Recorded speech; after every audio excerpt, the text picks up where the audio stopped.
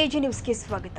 ಇಬ್ಬರ ನಡುವೆ ಜಗಳ ತಂದಿಟ್ಟು ಎಡವಟ್ಟು ಮಾಡಿಕೊಂಡಿದ್ದಾರೆ ಅಧಿಕಾರಿಗಳು. ಒಂದೇ ಜಾಗ ದಾಖಲೆಗಳಲ್ಲಿ ಇಬ್ಬರು ಹೆಸರು ಪತ್ತೆಯಾಗಿರುವಂತದ್ದು. ಒಂದೇ ಜಾಗಕ್ಕಾಗಿ ಬಡಿದಾಡಿಕೊಳ್ತಾ ಇದ್ದಾರೆ ಇಬ್ಬರು ಮಾಲೀಕರು.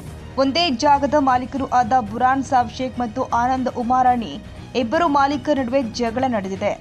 ಜಾಗ ನಮ್ದು ಎಂದು ಪ್ರತಿಭಟನೆ ಮಾಡ್ತಾ ಇದ್ದಾರೆ. ಅಧಿಕಾರಿಗಳ ವಿರುದ್ಧ ಆಕ್ರೋಶ ವ್ಯಕ್ತಪಡಿಸ್ತಾ ಇದ್ದಾರೆ. ಬುರಾನ್ ಸಾಬ್ ಶೇಖ್ ಹಾರೋಗೇರಿಯಲ್ಲಿ ಗ್ರಾಮ ಪಂಚಾಯಿತಿ ಇದ್ದಾಗ ದಾಖಲೆ ತಪ್ಪಾದ ಕಾರಣ ಈ ಎಡವಟ್ಟು ನಡೆದಿದೆ. ಮೇಲಧಿಕಾರಿಗಳ ಗಮನಕ್ಕೆ ತಂದು ಸಮಸ್ಯೆ ಬಗೆಹರಿಸುವುದಾಗಿ ಭರವಸೆ ಕೊಟ್ಟಿದ್ದರು ಹಾರೋಗೇರಿ ಪುರಸಭೆ ಮುಖ್ಯಾಧಿಕಾರಿ. ಬೆಳಗಾವಿ ಜಿಲ್ಲೆಯ ರಾಯಭಾಗ ತಾಲೂಕಿನ ಹಾರೋಗೇರಿ ಪಟ್ಟಣದಲ್ಲಿ ಸೋಮವಾರ ದಿನಾಂಕ 30/6/2025 ಘಟನೆ ಜರುಗಿತು. ಪುರಸಭೆ ಆಸ್ತಿ ನಂಬರ್ 4429ರಲ್ಲಿ ಇರುವ ಆಸ್ತಿಗಾಗಿ ಗೊಂದಲ ಉಂಟಾಗಿ ಇಬ್ಬರ ನಡುವೆ ಜಗಳ ಉಂಟಾಗಿತ್ತು. ಜಗಳದಲ್ಲಿ ಯಾವುದೇ ಅಹಿತಕರ ಘಟನೆ ಸಂಭವಿಸದಂತೆ ಮುಂಜಾಗ್ರತಾ ಕ್ರಮವಾಗಿ ಸ್ಥಳದಲ್ಲಿ ಹಾರೋಗೇರಿ ಪೊಲೀಸರಿಂದ ಬಿಗಿ ಬಂದೋಬಸ್ತ್ ಜೊತೆಗೆ ಸ್ಥಳಕ್ಕೆ ಸಿಆರ್ಪಿಎಫ್ ತುಕಡಿ ನಿಯೋಜನೆ ಮಾಡಲಾಗಿತ್ತು. ಇನ್ನು ಜಾಗಕ್ಕೆ ಸಂಬಂಧಪಟ್ಟಂತೆ ಎರಡು ಮಾಲೀಕರ ಜೊತೆಗೆ ಸ್ಥಳಕ್ಕೆ ಆಗಮಿಸಿ ಸಮಸ್ಯೆ ಆಲಿಸಿದ್ದಾರೆ ಪುರಸಭೆ ಮುಖ್ಯಾಧಿಕಾರಿ ಅಭಿಷೇಕ್ ಪಾಂಡೆ ಹಾಗೂ ಪೊಲೀಸ್ ಅಧಿಕಾರಿಗಳು. ಯಾವುದಕ್ಕೂ ಜಗದ ಮಾಲೀಕ ಬುರಾನ್ ಸಾಬ್ ಶೇಖ್ ಅಧಿಕಾರಿಗಳ ವಿರುದ್ಧ ಧಿಕ್ಕಾರ ಕೂಗುತ್ತಾ ಪ್ರತಿಭಟನೆ ಮಾಡಿದ್ದಾರೆ. ಕೊನೆಗೆ ಹಾರೋಗೇರಿ ವೃತ್ತ CPI Ratan Kumar Jiragal, PSI Malappa Pujeri Achani, PSI Girimallappa Upar, crime PSI Shivananda Karajol, Kodachi PSI Pritam Nayak ಜಾಗದ ಎರಡು ಮಾಲೀಕರ ಮಧ್ಯೆ ಮಾತಿನ ಸಮಾಲೋಚನೆ ನಡೆಸಿ ಮಾಲೀಕರ ಮನವೊಲಿಸಿ ಕೋರ್ಟ್ನಲ್ಲಿ ಪ್ರಕರಣ ದಾಖಲಿಸಿರೋದ್ರಿಂದ ಇಬ್ಬರಲ್ಲಿ ಯಾರ ಪರವಾಗಿ ನ್ಯಾಯ ತೀರ್ಪು ಸಿಗುತ್ತದೆಯೋ ಅವರು ಜಾಗದ ಮಾಲೀಕರು ಎಂದು ಪುರಸಭೆ ಮುಖ್ಯಾಧಿಕಾರಿ ಹಾಗೂ ಪೊಲೀಸ್ ಅಧಿಕಾರಿಗಳು ತಿಳಿ ಹೇಳಿ ಪರಿಸ್ಥಿತಿಯನ್ನ ತಿಳಿ ಹೇಳಿದ್ರು. ಆಮೇಲೆ ಚೆಕ್ಬಂದಿ ನಾವು ಸೆಕ್ಷನ್ ಹಾಕೊಟ್ವಿ 374 ನಾ ಹೇಳೋದು ಕೇಳ್ರಿ, ಯಾವಾಗ ಯಾವುದೇ ಹಿಂಗೆ ತಕರಾರದಾಗ ಬಂತಂದ್ರೆ ಚೆಕ್ಬಂದಿ ಕೊಡಕ್ಕೂ ಅಧಿಕಾರ ಅದ, ವಿಡ್ರಾಲ್ ಮಾಡೋಕ್ಕೂ ಅಧಿಕಾರ ಅದ. ಈಗ ನಿಮ್ಮದು ಎಂಟ್ರಿ ಆಸ್ತಿ ಅದ, ಅವ್ರದ್ದು ಎಂಟ್ರಿ ಆಸ್ತಿ ಅದ. ನೀವು ನಮ್ದು ಅಂತೀರಿ, ಅವ್ರು ಅಂತಾರೆ. ಈಗ ಇಲ್ಲೇ ಫೈನಲ್ ಮಾಡ್ರಿ ಸರ್. ಅವ್ರು ಫೈನಲ್ ಮಾಡಕ್ಕೆ ಮಾಲಕ್ ಕೊಟ್ಟಾರಲ್ರಿ, ಖರೀದಿ ಅವ್ರು ಕೊಟ್ಟಾರ. ನಿಮ್ ಜಾಗ ಇದ್ರ ನಿಮ್ ಜಾಗ ನೀವು ಮಾಡ್ಕೋರಿ. ನಮ್ಮ ಕಡೆ ಕಾನೂನು ಪ್ರಕಾರ ಏನ್ರಿ ಕಾಗದ ತಂದು ಕೊಟ್ರೆ ಅಷ್ಟೇ ನಾವು ಕಾನೂನು ಪ್ರಕಾರ ಮಾಡೋರಿ. ಸರ್ ಪೊಲೀಸ್ ಇಲಾಖೆನೂ ಐತಿ, ನೀವು ಅದಿರಿ, ನಿಮಗೆಲ್ಲ ಐತಿ. ಡಾಕ್ಯುಮೆಂಟ್ಸ್ ಇಬ್ಬರದು ನೋಡ್ರಿ, ಅವ್ರದ್ದು ಎಷ್ಟು ಸೈಜ್ ಐತಿ ಅವ್ರಿಗೆ ಕೊಡ್ರಿ, ಉಳ್ಕಿದ್ರ ನನಗೆ ಕೊಡ್ರಿ, ಈಗ ಬಿಡ್ರಿ. ಯಾಕಂದ್ರೆ ಸರ್ ನಾನು 100 ರೂಪಾಯಿ 200 ರೂಪಾಯಿ ಗೋಳೆ ಮಾಡಿ ಬಡ್ಡಿಲ ರೊಕ್ಕ ತೆಗೆದು ಖರೀದಿ ಮಾಡ್ಕೊಂಡಿನಿ ಸರ್. ನಾಯನ ಅವ್ರ ಜೊತೆ ತುಡುಗು ಮಾಡ್ಕೊಂಡು ತಗೋದಿಲ್ಲ ಜಾಗ. ಅಲ್ಲಿ ದಪ್ತರ್ ಹೇಳ್ತೈತ್ರಿ ತುಡುಗು, ದಪ್ತರ್ ಹೇಳ್ತೈತ್ರಿ ತುಡುಗು ಅಲ್ಲ ಬರೋಣ. ಅವ್ರು ಹೆಂಗ ತಗೊಳ್ಳಕ್ಕ ಅದು ಬೇಡ, ಮಾಡೋದು ಬೇಡ. ಈಗ ಸರ್ ನಿಮ್ಮ ಮತ್ತೆ ಖತ್ತಾನೆ ಆರ್ಡರ್ ಕಾಪಿ ಐತ್ರಿ ಅವ್ರದ.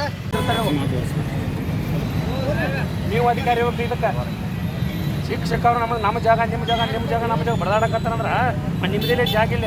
ಒಂದು ಪೊಲೀಸ್ ಸ್ಟೇಷನ್ ಕಟ್ಟಕ್ಕೆ ಜಾಗ ಇಲ್ಲ ನಮಗಿಲ್ಲ.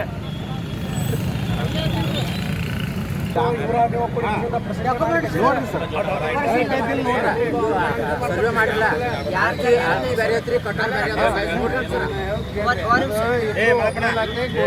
ಸರ್ ಒಂದು ಕೆಲಸ ಮಾಡ್ರಿ, ಕೋರ್ಟ್ನಾಗ ನಡೆದೈತಿ ಎಲ್ಲ ಜೋಟ ಅವ್ರ ಮನೆ ಕಳಿಸ್ಬಿಡ್ರಿ. ತಹಸೀಲ್ದಾರ್ ಕಬ್ಜಾ ಕೊಡ್ರಿ, ಯಾವ ಕೋರ್ಟಿನ ಆರ್ಡರ್ ಮಾಡ್ಕೊಂಡು ನಾವು ಬಂದು ಹಂಗೆ ಮಾಡಿ ಕಳಿಸ್ಬಿಡ್ರಿ. ಯಾರು ಬೇಡ, ದಿನ ಎಲ್ಲ ದಿವಸ ಕಿರಿಕಿರಿ ಆಗ್ತೈತಿ. ಅವರು ಬೇಡ ಇವರು ಬೇಡ, ಏನು ಕಂಪ್ಲೇಂಟ್ ಬೇಕಾಗಿಲ್ಲ. ಅಷ್ಟೇ ಮಾಡ್ಕೊಂಡು ಸರ್ 140 ಬೇಕಾಗಿ ಎಲ್ಲ ಶೀಸ್ ಮಾಡಿಬಿಡ್ರಿ.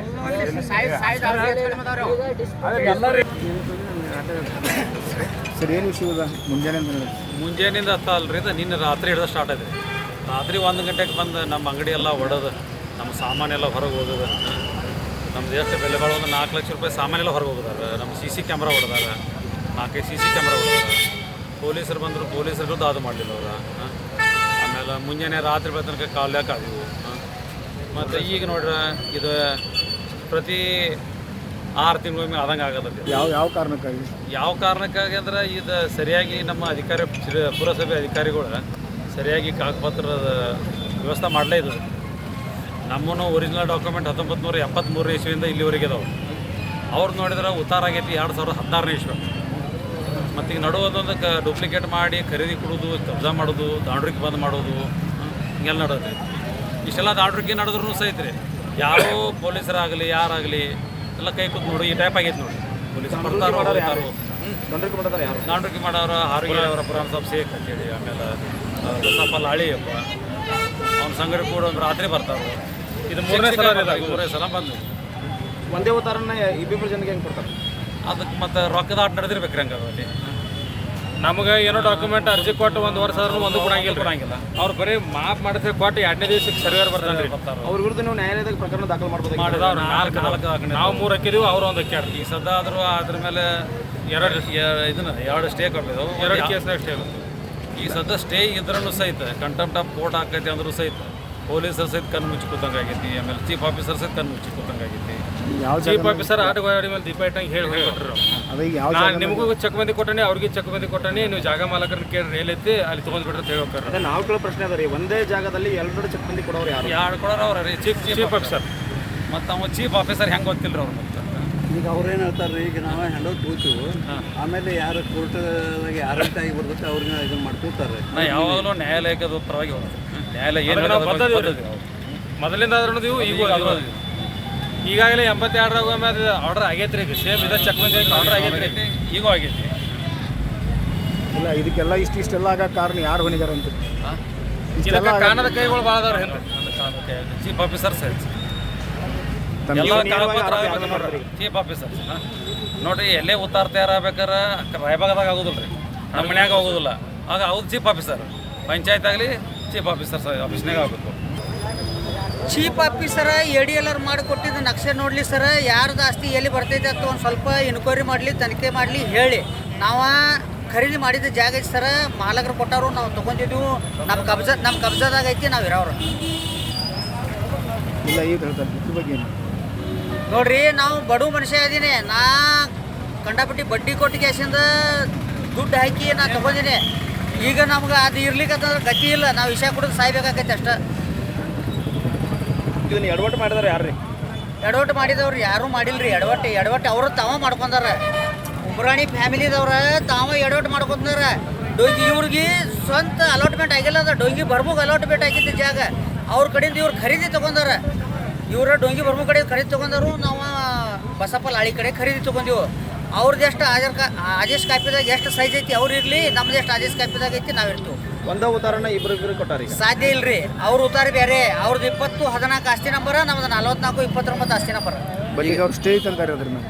ಅವ್ರು ಸ್ಟೇ ತಮ್ಮ 20-14 ಆಸ್ತಿಗೆ ತಂದಾರಿ, ನಮಗೇನು ಸಂಬಂಧ? ತಮ್ಮ ಆಸ್ತಿಗೆ ತಾವು ಸ್ಟೇ ತಂದ್ರೆ ನಮಗೆ ಸಂಬಂಧ ಇಲ್ರಿ. ನಮ್ಮ 44-29 ಆಸ್ತಿ ನಮ್ದು ಅದ್ರೊಳಗೆ ಮೆನ್ಷನ್ ಐತ್ರಿ, 44-29 ಮೆನ್ಷನ್ ಐತಿ. ಅಲ್ರಿ, ಮೆನ್ಷನ್ ಮಾಡಕ್ಕೆ ಇವ್ರೇ ರೀ, ಅದಕ್ಕೇನು ಸಂಬಂಧ? ಇಲ್ಲಿಂದ ನಾವು ನಿತ್ಯ ಎಲ್ಪರಟ್ಟಿ ರಸ್ತೆ ಚಕ್ಬಂದಿ ಹಾಕ್ತೀವಿ, ಅಲ್ಲಿ ತನಕ ನೀವು ಎಲ್ಲ ಬಿಟ್ಟು ಕೊಡೋರಿದ್ದೀರ ಅಂತೆಲ್ಲ. ಅದ್ರ ಕೋರ್ಟ್ ಪಿಟಿಷನ್ದಾಗ ಪ್ರಾಪರ್ಟಿ ಮ್ಯಾಗ ಸ್ಟೇ ಇಲ್ಲಲ್ರಿ, ಮನ ಇಲ್ಲ ಕೋರ್ಟ್ನಲ್ಲಿ.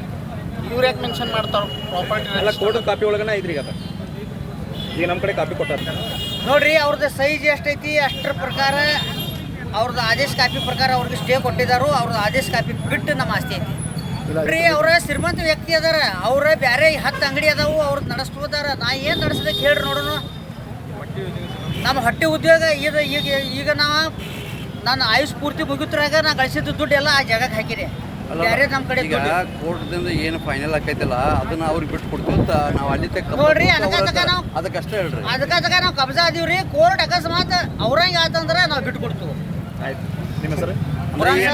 ಈಗ ಅವ್ರು ತಗೋತಿರ್ತಾರ, ಈಗ ಕಬ್ಜಾ ನಾವು ತಗೋತಿರ್ತಾರಲ್ಲ ಗೌರ್ಮೆಂಟ್. ಇಲ್ರಿ, ಕಬ್ಜಾ ನಾನು ಕಬ್ಜಾದಾಗ ಇರುತ್ತೆ ಸರ್. ನೀವು ಬಿಟ್ಟು ಕೊಡಂಗಿಲ್ಲ. ನಾ ಬಿಟ್ಟು ಕೊಡಂಗಿಲ್ರಿ. ನಾ ಖರೀದಿ ಮಾಡ್ಕೊಂಡು ನಾ ಹೆಂಗೆ ಬಿಟ್ಟು ಕೊಡ್ಲಿ?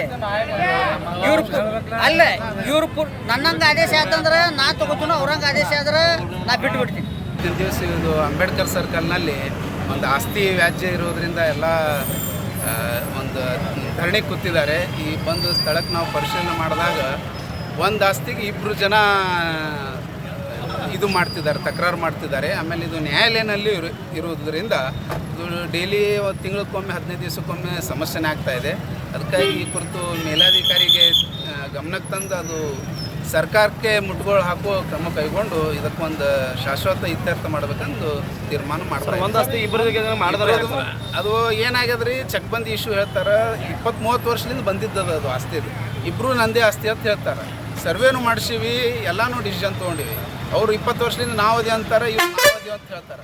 ಹಿಂಗೆ ವ್ಯಾಜ್ಯ ಇದ್ದಾಗ ಡಿಸಿಷನ್ ತೊಗೊಳಕ್ಕೆ, ಆಮೇಲೆ ಇದು ಇದರದ್ದು ಆಸ್ತಿ ಇಲ್ಲ, NA KGP ಆಗಿರುವಂಥ ಆಸ್ತಿ ಇಲ್ಲ. 30 ವರ್ಷ ಮೊದಲು ಸರ್ಕಾರದಿಂದ ಕೊಟ್ಟಿರುವಂಥ ಆಸ್ತಿ.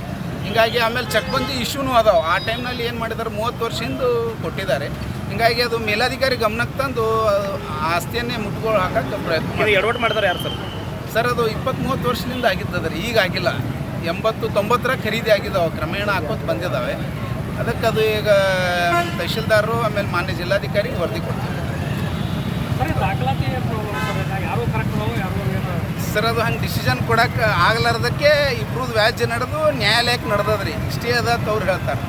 ಈ ಕಾನೂನು ನ್ಯಾಯಾಲಯದಾಗ ಇದ್ದಾಗ ನಾವು ಬಂದು ನಮ್ಮ ಹಸ್ತಕ್ಷೇಪ ಮಾಡೋದು ಸರಿ ಇಲ್ಲ. ನ್ಯಾಯಾಲಯ ಇದ್ದಾಗ ಹಿಂಗೆ ಮಾಡತ್ತಾರ ಅವರು. ನಮ್ದು ಆಸ್ತಿ ಅಂತ ಅವ್ರು ಹೇಳ್ತಾರೆ, ನಮ್ಮ ಆಸ್ತಿ ಅಂತ ಅವ್ರು ಹೇಳ್ತಾರೆ. ಅದು ಅಂಗಡಿ ಓಪನ್ನೂ ಇಲ್ಲ, ಅದು ಬಂದೇ ಅದ. ಅದು ಇಬ್ಬರು ಜಗಳದಾಗ ಸಮಸ್ಯೆ ಆಯ್ತು. ಅದಕ್ಕೆ ಬೇಡ ಸರ್ಕಾರಕ್ಕೆ ತೊಗೊಂಡ್ಬಿಟ್ರೆ ಅದು ಮುಂದೆ ಏನು ಇತ್ಯರ್ಥ ಆಗ್ತದೆ. ಅಲ್ಲ ಈಗ ಮುಂದಿನ ದಿನಮಾನ ಈಗ ಏನು ಮಾಡ್ಬೋದು ಸರ್?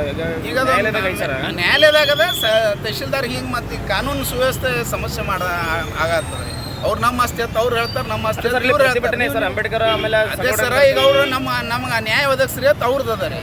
ನಮ್ಗೆ ಉತ್ತಾರ ಹೆಂಗೆ ಕೊಟ್ರಿ ಅಂತ ನೀವು ಮತ್ತು ಮೊದಲಿಂದ ಬಂದಿದ್ದದ ರೀ. ಅದು 20-30 ವರ್ಷದಿಂದ ಬಂದಿದ್ದದ. ಅದಕ್ಕೆ ನಾ ಈಗ ತಹಶೀಲ್ದಾರ್ ಸಾಹೇಬ್ರ ಜೋಡಿ ಮಾತಾಡಿ ಅದಕ್ಕೆ ಸರ್ಕಾರಕ್ಕೆ ಅದೇ ನೋಡ್ತೀನಿ ರೀ. ಈಗ ನಾ ಡಿಸಿಷನ್ ತೊಗೊಳಕ್ಕೆ ಆಗೋದಿಲ್ಲ, ಸರ್ಕಾರಕ್ಕೆ ಪ್ರಸ್ತಾವನೆ ಕೊಡ್ತೀನಿ. ಅವ್ರು ಏನು ಡಿಸಿಷನ್ ತೊಗೋತಾರೆ ಅದ್ರ ಮೇಲೆ. Thank you. ಕನ್ನಡಿಗರ ಮೆಚ್ಚಿನ ನಿಮ್ಮ AJ 24/7 ನ್ಯೂಸ್ ಕನ್ನಡ ವಾಹಿನಿ ಇದೀಗ ಟಿವಿಯಲ್ಲಿ ಲಭ್ಯ. ವೇಳೆ ನೋಟಿಸ್ ಕೊಟ್ಟಿದ್ರೆ ವಾಪಸ್ ತಗೋತೀವಿ. ಇವತ್ತು ವಕ್ಫ್ ಪ್ರಾಪರ್ಟಿ ಅಂತೇಳಿ ಬರ್ತದೆ ಅಂತ ಹೇಳಿದ್ರೆ ರೈತರು ಬೀದಿಗೆ ಬಂದು ಏನು ಮಾಡಬೇಕಾಗತ್ತೆ? ಯಾರು ವೋಟ್ ಹಾಕಲಿಲ್ಲ ಅಂದ್ರೆ ಗ್ಯಾರಂಟಿನೆಲ್ಲ ಸ್ಟಾಪ್ ಮಾಡ್ಬಿಡ್ತೀವಿ.